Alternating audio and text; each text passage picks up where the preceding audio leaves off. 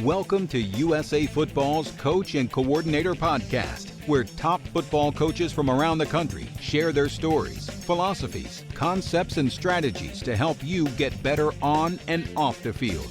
Now, here's your host, Keith Grabowski.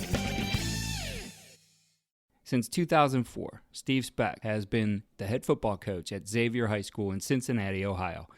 With 3 state championships, an NFL High School Coach of the Year award, and a 143-57 record on his resume, Coach Specht has invested heavily into his football program. On USA Football's Inside the Program series, Coach Specht gives back to other coaches by sharing his experiences during his time at St. X.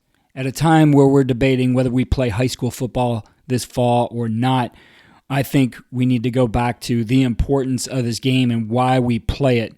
And hopefully we can get the games in this fall. If not, I hope our seniors get their senior year in the spring.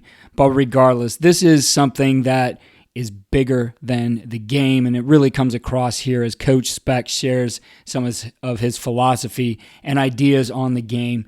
It's bigger than the game. It's bigger than the individuals, and it's very important, not just to those players and their families, but I think communities as a whole, because football unites, and you're really going to hear some of those ideas here from Coach Specht. Let's kick it over to Coach Specht.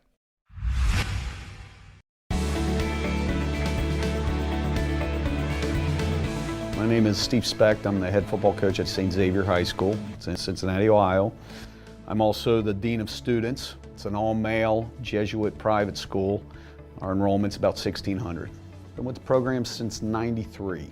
I graduated in '86, so I was here from '82 through '86. And we won the Ohio State Championship in 2005 and 2007. I take a lot of great ideas from a lot of great people. I go places and I try to find the unique ideas. We have roughly 340 kids in the program, freshman through senior. I don't believe in cutting a kid if he's willing to do everything you ask of him. I don't know that we have a lot of kids that love football, but we have a lot of kids that love the experience that comes along with playing this great game, and I'm awful proud about that. I have a pretty boring pregame speech. I remind the kids that they have 3 responsibilities in this world, and it's to love one another, to be the best they can be, and to lean on one another when times get tough. I think those are 3 keys to pursuing a life of excellence. And every day they leave the locker room, they're going to see our mission statement, and it's going to have, obviously, our mission statement, but the last line that's bolded, we want them to be champions in every facet of life, not just football. Football's what we do. It's not who we are, and the kids know that. High school football in the city of Cincinnati, Ohio is pretty special. You see it, the culture begins when kids are young and they're going through all the youth programs around here. It's different. You come to a Friday night game, you're going to see tailgates. It looks like a college atmosphere. There's going to be 7, 8, 15,000 people in the stands. You've got the grills going. And I always tell the kids all the time, it's what they do matters, and it matters not just to them and their parents, it matters to the community. It matters, you talk about culture, and it isn't just St. X. I think that the league we're in, the Greater Catholic League South, with Moeller High School, Elder High School, LaSalle High School, and St. X, is as good a league as there is anywhere in the country. I'm not going to say we're the best, because there are great leagues out there, but I think top to bottom, when you look at the level of play and the quality of play, I think it's as good as anybody, and I think that's a testament to the culture. When the kids are young and they're playing, and you can see it. You walk out of the locker room before a game and there's a tunnel of these little kids with their faces painted blue, wearing the St. X gear, and that's special. That's really special. You'll see them high-fiving our guys after games, guys taking off wristbands and giving them to the little kids. We're promoting who we are, and I think that's special. It's a pretty diverse culture. When you talk about Cincinnati, I guess I could sum it up in the difference we have an east side and a west side. And traditionally, the west side was a little more blue collar, and the east side was a little more white collar. And running jokes, there have been comics or comedians that have done comic strips, and one of the deals was you had to have a passport to cross from the west side to the east side, or the east side to the west side. The way that the city's structured, it was a very dense Catholic population. That's why we have so many private Catholic schools. And I could talk about not only the Greater Catholic League South, but the Greater Catholic League Central and the Greater Catholic League North. We have so many Catholic schools around here, Whenever you start talking about faith-based education, it's different. You know, it's different. I've always said I don't know if I would be able to coach necessarily at a school that didn't promote faith. If you couldn't promote faith, that's important. I think that's important to the city. The values of the St. X offense are that we're diverse, we're multiple, that we do a lot.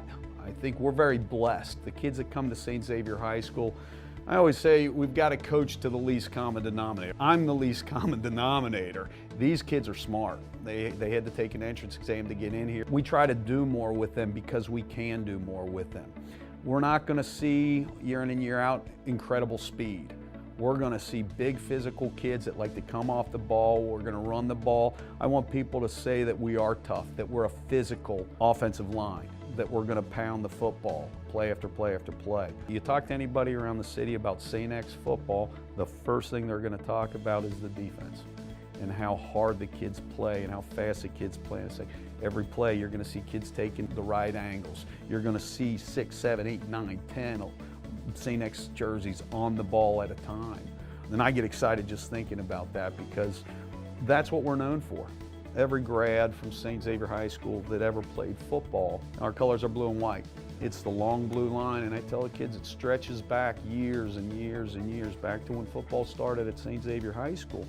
That's what I want them to walk away from. And I always ask the kids, you have one question to ask yourself at the end of every practice, at the end of every game, is have we represented the long blue line? If they walk in here, win or lose, are they going to leave saying, I'm proud of my team? That's what they owe the long blue line. I want those alums leaving feeling good about the product on the field. I want them to see us playing hard but playing clean, playing the game the right way. And that's why we always talk about it. That's what Bomber football is. You know, when the kids get their X's, they have to earn the stripe and the X and the number and the AMDG sticker to go on the helmet. And they get it the Thursday before our first game. And when I talk about the X's in their helmet, and I talk about putting it on your helmet, I want you to think about the guys that came before you. And I'll start naming names all the way back to the 50s and the 60s, the 70s, and going through it. And obviously these kids will remember Luke Kuechly. They'll remember Greg Scruggs. You get to some of the older names there, and I'll tell them, you research them. You find out, because you need to know your culture, you need to know your past, because you're going to be a part of it. The culture of St. X football isn't just on the football field. We talk about it in Leadership Council. We have culture in the classroom. We have culture in society. We have culture in the locker room. We have culture in the weight room. And the only question I'm going to ask you is, what do you think a member of the long blue line is going to say when he walks in the weight room? What is he going to expect to see? If he walks in the classroom, what is he going to expect to see? Because that's who we owe. I just tell them all the time, they didn't earn anything. We have beautiful facilities. Our kids didn't earn any of that. It's everybody that's played before them. It's all the members of the long blue line have earned all of these wonderful facilities we have. And I ask them every day, how are you going to contribute back? We talk about writing a book. Every day you're writing another page in that book. And we're going to close a chapter at the end of every week. How do you want it to read? And I can tell you right now, I can go back to the long blue line and those guys will tell you about their book. The 92 team was our first state team. They were runners-up. 98 was a runner-up team. 01 was a runner-up team. They had wonderful books. 05 won it. 07 won it. You talk to those guys about how their book reads, they will smile and they will tell stories ad nauseum. What is your book going to say? And every year it's different. I've been blessed in my career to have met a lot of great coaches, to have traveled and visited. And so many coaches have always opened their door to you.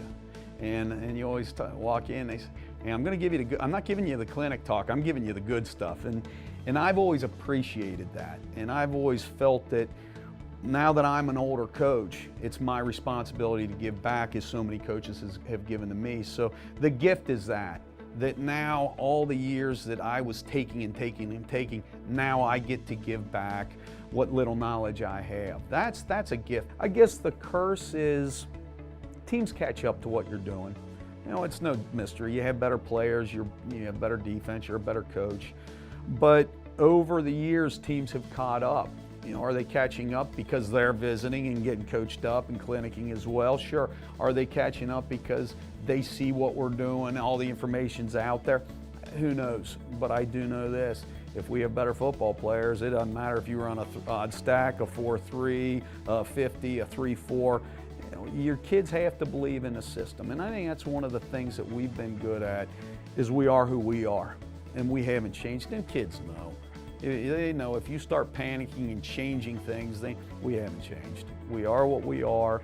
We're better when we have better players, but the scheme is what it is, and we fit the puzzle as best we can and try to take advantage of personnel. But we have been blessed with some great players. I remember in 2007, we had a great defense, and it was one of the best that I've ever coached. Greg Scruggs, who I mentioned that plays with the Seattle Seahawks, was a 5 technique for us, and Luke Kuechly stacked behind him. I'm a good coach right now just because those kids were out there. But nobody really knew about Luke, and nobody knew about Greg because it was his first and only year of playing football, his senior year. Freddie Craig had a scholarship to Stanford. Our middle linebacker, Nick Schneider, was going to Yale. Our other stack packer, Evan Miller, was going to Columbia. Joe Richter played for Ohio Dominican. I can go down the line and talk about all these great players that played, and boy, it was something special. You give us those guys, you're going to be great. Roll the ball out. We can call the same defense every time. But we have had great players, and we have been exceptionally blessed at the linebacker position. And it's no different now this year with Justin Hilliard, who was obviously committed to Ohio State. He was a top 10 recruit in the country. Great player. Stephen Daniels, who's starting at Boston College now. Sean Duggan, who's starting at Boston College. And we talked, if Luke wouldn't have left early, it probably would have been 3 St. Xavier linebackers starting at Boston College in the same year. And man, it's weird. Some schools have great quarterbacks, they have great linemen. We always seem to come up with some really talented linebackers. Thank you again for listening to the Coach and Coordinator podcast. Check out all we're doing at footballdevelopment.com and what we're doing for our youth programs at fdm.usafootball.com.